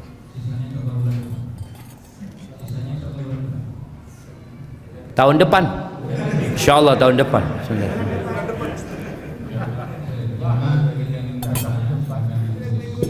Tunggu, mic-nya itu kok nggak jelas? Jelas ya mas suaranya? Hah? Enggak jelas. Hah?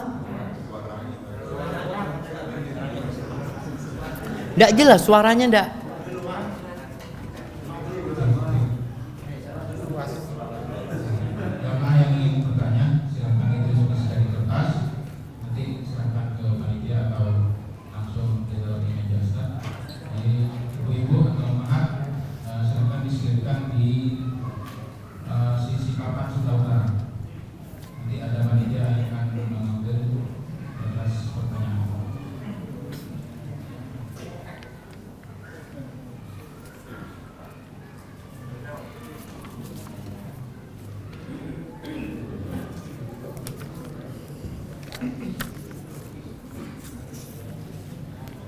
Nah, ini udah ada beberapa pertanyaan yang masuk.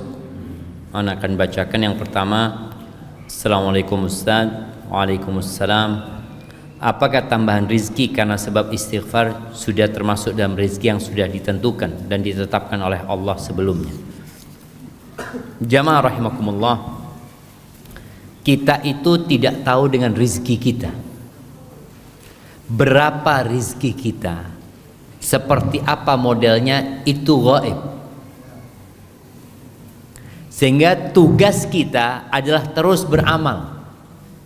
Kalau bicara apakah itu sudah ditentukan, semuanya sudah ditentukan. Sampai yang masuk surga dan neraka Allah juga sudah tahu.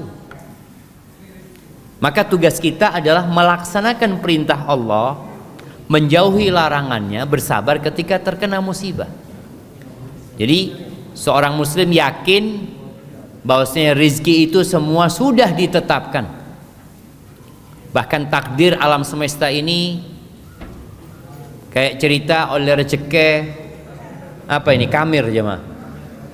Iya, kamir.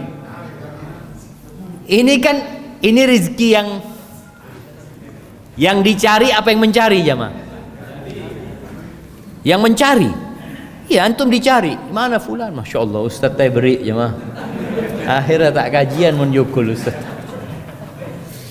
Baik, jadi seperti itu. Rizki kalau bicara itu sudah ditetapkan sama Allah Azza wa Jalla. Sehingga tugas kita hanyalah mengamalkan apa yang diperintahkan agar rizki itu datang kepada kita. Begitu pula kalau kita lihat orang yang bekerja, apakah orang yang bekerja itu akan mendapatkan rizki yang sudah ditetapkan? Iya. Cuma tadi kita sebutkan ada rizki yang mencari, ada yang dicari. Maka di sini ada rizki yang datang dari arah yang tidak disangka-sangka. Baik, assalamualaikum warahmatullahi wabarakatuh. Ya Ustaz, jarang sekali diriwayatkan pekerjaan Rasulullah SAW setelah menjadi Nabi dan Rasul. Apa yang diusahakan oleh Nabi Muhammad SAW untuk menghidupi hidupnya dan keluarganya? Baik, ahibati fillah. Nabi kita tahu alaihi salatu wassalam melanjutkan perdagangan Khadijah radhiyallahu taala anha. Jadi yang jelas usaha dagang itu terus berjalan. Setelah Nabi menikah sama Khadijah, sebelum menikah kan menjalankan usahanya Khadijah. Ketika menikah maka itulah yang terus dikembangkan sama Nabi alaihi salatu wassalam. Kemudian kalau bicara usaha Nabi yang lainnya, Nabi dapat pembagian harta rampasan perang. Dapat dari khumus. 1/5 itu yang dikhususkan buat Nabi, yang memang Allah khususkan untuk dibagikan kepada keluarga Nabi, orang-orang miskin. Nabi punya hak dari 1/5 harta rampasan perang. Maka Nabi punya bagian umpamanya Fadak. Di Fadak di Khaybar itu ada tanah yang menjadi milik umat Islam.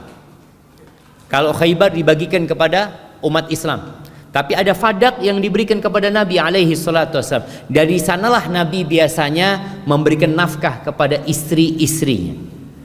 Dan biasanya beliau memberikan nafkah itu boleh jadi 1 tahun jamaah. Jadi bukan bulanan. Karena kalau bicara hasil kurma ini setahun sekali, benar-benar bulan.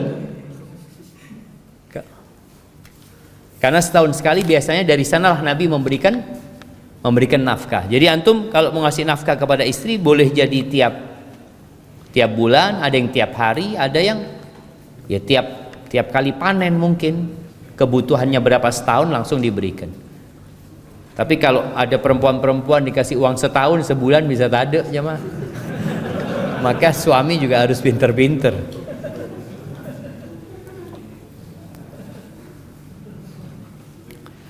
Ada yang berkata, anak termasuk rezeki.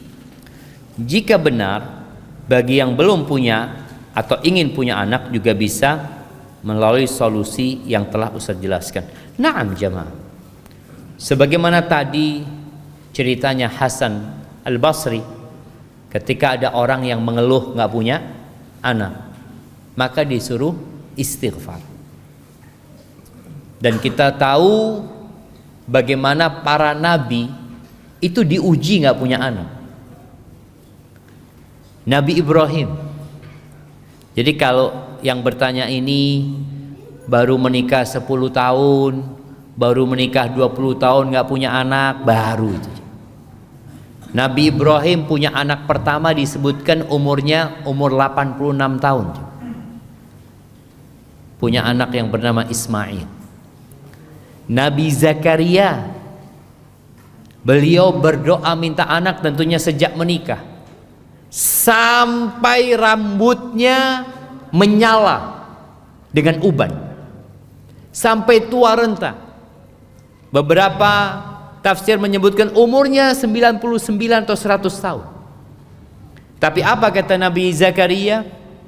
Allah mengatakan di surat Maryam, wa ya apa ayatnya? Kaf ha ya ain sad dzikru rahmati rabbika abdahu Zakaria إذ نادى ربه نداء خفيا قال ربي إني وهن العظم مني واشتعل الرأس شيبا ولم أكن بدعائك ربي شقيا.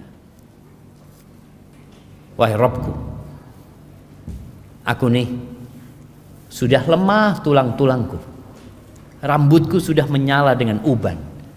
Artinya orang kalau berpikir tidak kira punya anak sudah. Tapi Nabi Zakaria mengatakan walam akun bidu'aika rabbi syaqiyya. Aku enggak pernah merasa melarat sengsara dengan berdoa kepadamu. Yakin Allah akan mengabulkan. Tapi ya Allah kabulkan doanya Nabi Zakaria. Namun Allah kasih ujian yang berat buat Nabi Zakaria. Apa ujiannya? Dia melihat kepala anaknya dipenggal. Minta anak bertahun-tahun, dikasih anak. Melihat anaknya itu kepalanya dipenggal, dihadiahkan kepada pelacur. Allahu Akbar. Di sini kita tahu ujian yang paling berat adalah untuk para nabi. Sehingga buat teman-teman yang belum punya anak ya, berbaik sangka sama Allah. Terus doa minta anak, terus minta doa anak. Pasti dikabulkan, pasti dikabulkan. Pasti dikabulkan. Allah nggak pernah ingkar janji. Ud'uni astajib lakum. Hanya saja bentuk dikabulkannya doa itu satu dari 3 hal. Yang pertama, yang diminta dikasih. Minta anak dikasih. Yang kedua, anak nggak dikasih. Tapi diselamatkan dari musibah, petaka, bala yang setara dengan doa yang dia panjatkan. Antum pernah nggak doa supaya nggak ditabrak jemaah? Ya Allah jangan sampai ketabrak truk. Mungkin kita nggak pernah doa seperti itu. Tapi suatu hari, tahu-tahu kita selamat dari tabrakan. Ini karena doa yang mana? Boleh jadi karena doa minta anak tadi. Tapi anaknya nggak dikasih, diselamatkan dari musibah dan petaka. Jadi kita yakin pasti dikabulkan sama Allah. Yang ketiga, kalau itu nggak dapat, maka doanya itu diwujudkan pahala buat dia di akhirat. Yang di dunia ini fana, tapi yang dikumpulkan di akhirat itu yang akan kekal dan abadi. Ketika Rasulullah SAW menyebutkan ini, apa kata para sahabat? Idzan nukfir. Kalau gitu kita banyak-banyak berdoa. Qala Allahu aktsar. Allah akan kasih lebih banyak lagi, jangan takut. Apa yang di tangan Allah itu nggak pernah berkurang jemaah. Subhanallah. Apakah ada hubungannya rizki dengan ujian? Iya, sangat erat sekali hubungannya. Karena hidup ini adalah ujian. Manusia itu tidak pernah keluar dari ruang ujian. Yang ada pindah ruangan. Jadi ujiannya terus. Pernah diuji kemiskinan, terus dikasih kaya, berarti diuji dengan kekayaan. Orang yang sakit diuji dengan sakit, yang sembuh diuji dengan kesembuhan. Karena Allah Jalla Jalaluhu mengatakan wa nabluukum bisyarri wal khairi fitnah wa ilaina turja'un. Dan kami memberikan kepada kalian ujian. Bentuknya apa? Kebaikan atau keburukan. Itu ujian yang sebenar-benarnya. Cuma kebanyakan orang kalau dapat rezeki nggak ngomong diuji. Mohon sakit kita diuji sedang Ustaz. Padahal sebenarnya dapat rezeki pun diuji. Hasilnya ya kita lihat bagaimana Qarun ketika diuji dikasih rezeki yang berlimpah ruah. Dia akhirnya jadi congkak, jadi sombong. Dia mengatakan innama utituhu ala ilmin indi. Aku bisa seperti ini karena ilmu yang ada pada diriku, karena kecerdasanku, karena ketangkasanku, karena ilmuku, atau karena Allah tahu aku pantas mendapatkannya. Oh, seperti itu. Apa yang terjadi dengan Qarun? Fa khasafna bihi wa bidarihil ard.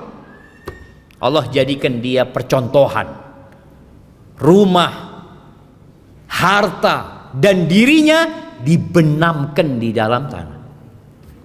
Makanya sampai hari ini mon beda harta yang ditemukan di tanah apa? Harta korun. Ada benedikna korun jemaah. Tapi karena korun jadi percontohan tadi, hilang korun itu jemaah. Tapi bagaimana Nabi Nabi Sulaiman putranya Nabi Daud alaihissalam.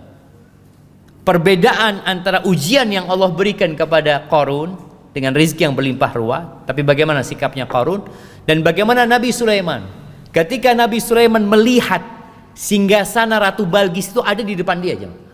Dari Sabak sana sampai ke Urshalim, sampai ke Baitul Maqdis dalam waktu yang sangat singkat sekali. Kata Nabi Sulaiman, "Hadza min fadli Rabbi liyabluwani aashkuru am akfur." Ini karunia dari Allah untuk mengujiku. Menyampaikan, ini ujian gitu. Jadi orang itu harus sadar bahwasanya rizki yang dilimpahkan itu adalah ujian. Apakah aku termasuk yang bersyukur atau aku kufur? Orang-orang yang nggak beriman, dia itu kalau dapat rizki, kalau dapat jabatan, ditinggikan kedudukannya. Seperti Allah sebutkan di surat Al-Fajr.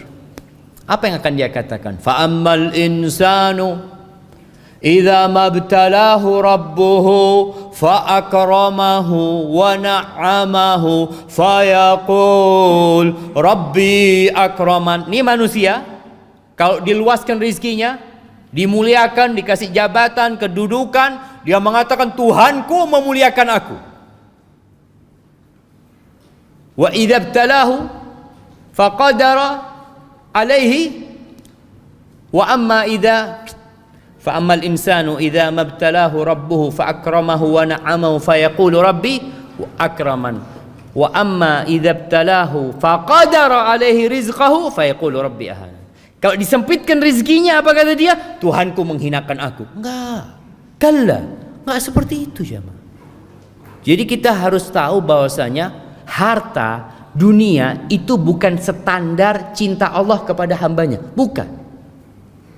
Jangan pernah berpikir kalau orang itu jadi bupati, orang itu jadi gubernur, jadi presiden, atau dia memiliki jabatan dan kekayaan, oh berarti Allah cinta sama dia, Allah memuliakan dia. La. Kalla. Enggak. Dunia ini bukan standar. Bahkan Nabi SAW mengatakan innallaha yu'tid dunya man yuhibbu wa man la yuhib. Allah membagi dunia ini kepada yang Allah cintai dan kepada yang Allah tidak cintai. Allah berikan dunia, jabatan, kerajaan, kekuasaan kepada siapa? Fir'aun. Allah kasih Fir'aun. Bayangin bagaimana kerajaan Fir'aun. Bagaimana sungai mengalir dari istana Fir'aun. Bagaimana dia memiliki bala tentara dengan jumlah 600.000 tentara pada masa itu. Fir'aun. Dan bagaimana Nabi Musa alaihissalam hidup mengembala kambing. 10 tahun Nabi Musa mengembala kambing. Subhanallah. Jadi Allah itu berbagi dunia kepada siapa saja. Wala yu'til iman illa man yuhib. Tapi Allah tidak berbagi keimanan kecuali kepada orang yang Allah cintai. Artinya kalau antum dapat rizki, kemudian antum semakin dekat sama Allah, bukan rizkinya yang menandakan cinta Allah, tapi kedekatan antum sama Allah. Tambahnya iman antum. Alhamdulillah Ustaz, dulu anak gak pernah sholat malam Ustaz. Sekarang sejak pandemi ini bisa sholat malam. Nikmat. Anak dulu gak pernah sholat duha Ustaz. Alhamdulillah sejak di PHK tiap hari sholat duha. Karena tak ada lakonnya dia ya sholat duha. Tapi alhamdulillah gitu loh. Ini berarti ada sebuah karunia Allah kepada dia. Karena dia jadi lebih dekat sama Allah Azza wa Jalla. Banyak orang jamaah kalau dapat rizki itu lupa sama Allah. Tabiat manusia.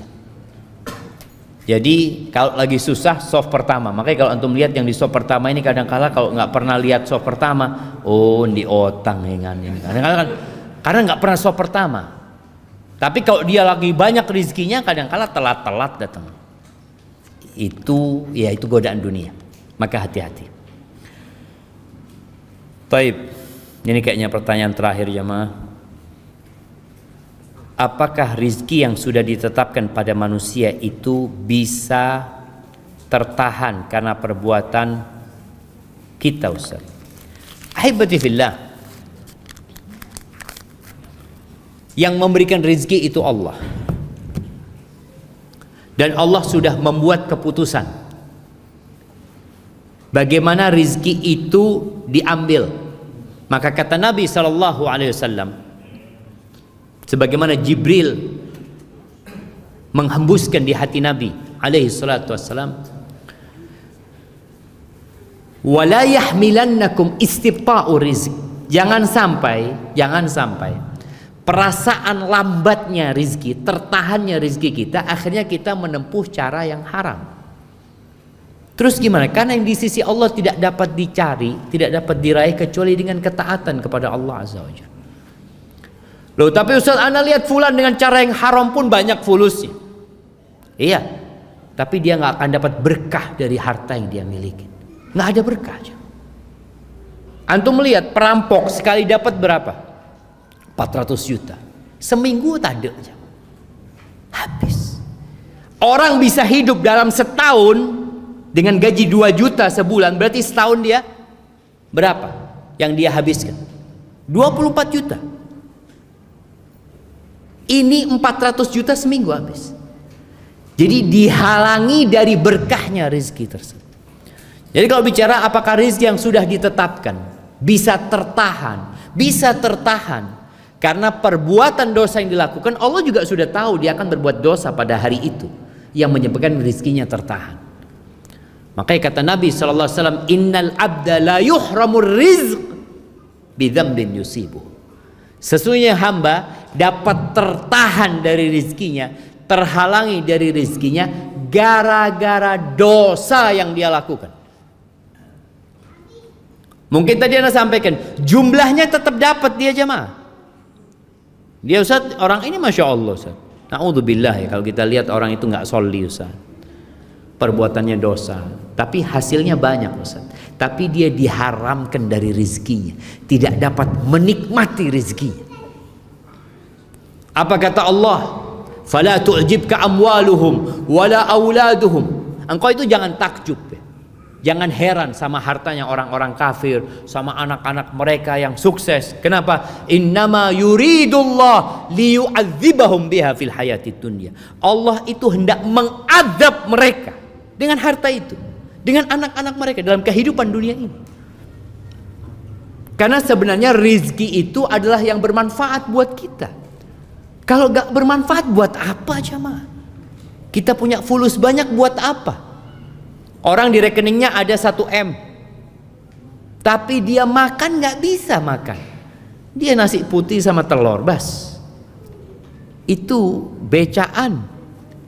Fulusnya tidak banyak, semua bisa dia makan. Kita kalau melihat nominal rizkinya, lebih banyak mana? Lebih banyak itu orang kaya yang punya 1 M. Ini tukang becak punya berapa? Tapi lebih banyak mana rizkinya? Tukang becak. Ketika dia dapat makan, memanfaatkan apa yang Allah ciptakan untuk kehidupan dia, jemaah. Jadi rizki itu yang bermanfaat buat kita. Maka jangan takjub dengan ya orang-orang yang kaya raya, yang anaknya sukses, tapi mereka tidak bertakwa kepada Allah, itu akan jadi azab buat mereka. Jadi kalau berbicara apakah bisa tertahan rizki yang sudah ditetapkan? Nah, bisa tertahan gara-gara dosa. Dan dosa itu pun Allah sudah tahu kapan akan dilakukan manusia. Haibati fillah, ada sebuah doa yang dinisbatkan kepada Nabi Dawud alaihissalam dan juga dinisbatkan kepada Nabi kita Muhammad alaihissalam. Beliau berlindung dari 5 hal. Mungkin kita semua pernah mendengarnya, tapi anak ingatkan ini sudah di akhir Jumat. Mungkin antum bisa gunakan untuk membaca doa ini. Allahumma inni a'udzubika min jarisu. Ya Allah, aku berlindung kepadamu dari tetangga yang buruk. Dari tetangga yang buruk. Tiap hari kita kumpul sama dia, kita berlindung kepada Allah. Yang kedua, wa min zaujin tushayyibuni qabla al-mashi. Dan aku berlindung kepadamu ya Allah dari pasangan hidup yang membuatku beruban sebelum waktunya. Ada orang yang lihat ubannya belum waktunya sudah keluar semua, gara-gara istrinya kadang-kala. Iya, tuntutan ini itu macam-macam. Nabi berlindung. Yang ketiga, wa min waladin yakunu alayya rabban. Aku berlindung dari anak yang jadi penguasa atas orang tuanya. Jadi anak nyuruh-nyuruh bapaknya. Ada kan yang seperti itu. Jadi anak ini diperintahkan sama bapaknya ini disuruh-suruh sama anaknya, ibunya disuruh-suruh sama anaknya. Jangan sampai punya anak seperti itu. Yang keempat, wa min malin yakunu alayya adzaban. Dan aku berlindung kepadamu ya Allah dari harta yang jadi azab buat aku. Bagaimana jadi azab tadi? Kita kepikiran sama fulus ini, padahal kita nggak menikmatinya. Cuma jadi beban buat kita, nggak bisa tidur ini. Jangan sampai. Dan nanti pada hari kiamat kita akan dihisap dengan harta tersebut. Dan boleh jadi akan menyeret kita ke neraka. Yang kelima, wa min khalilin makir. Dan aku berlindung kepadamu ya Allah dari sahabat, dari teman setia yang pandai bermakar. Ainahu tarani wa qalbuhu yar'ani. Matanya selalu memperhatikan aku, hatinya terus mengawasi aku. In ra'a hasanatan dafana. Kalau dia melihat kebaikan, dia tutupin kebaikan aku. Wa in ra'a sayyi'atan adzaaha. Kalau melihat aku berbuat salah, dia sebarkan kemana-mana. Maka baca doa itu. Dan ada sebuah doa juga yang sering Nabi baca di majlisnya bersama para sahabatnya. Dengan itu anak akan menutup kajian ini. Allahumma qsim lana min khasyatika ma tahulu bihi bainana wa baina ma'asik, wa min ta'atika ma tuballighuna bihi jannatak, wa min al-yaqin ma tuhawwinu bihi alaina masa'ib ad-dunya, wa matti'na bi asma'ina wa absarina wa quwwatina ma ahyaytana waj'alhu al-waritha minna waj'al tha'rana 'ala man zalamana wansurna 'ala man 'adana wa la taj'al musibatana fi dinina wa la taj'al ad-dunya akbara hammina wa la mablagha 'ilmina wa la tusallit 'alaina man la yarhamuna. Wa subhana rabbika rabbil izzati amma yasifun wa salamun alal mursalin walhamdulillahi rabbil alamin. Ana kembalikan ke moderator. Jazakumullah khair.